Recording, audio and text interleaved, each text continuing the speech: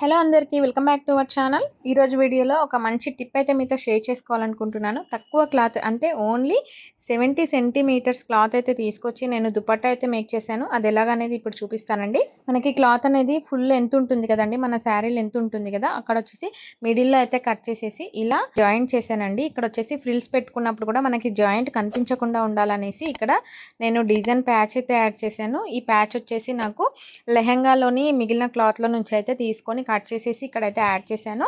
చుట్టూరా లేస్ అయితే యాడ్ చేసేసి అక్కడక్కడ స్టోన్స్తో అయితే గమ్ పెట్టేసి అతికించేసాను. నేను మా పాపకి స్టిచ్ చేసే డ్రెస్సెస్ అన్నీ ఇంత బడ్జెట్ అనేసి ఫస్ట్ లిమిట్ పెట్టుకొని నేనైతే క్లాత్ తీసుకుంటానండి.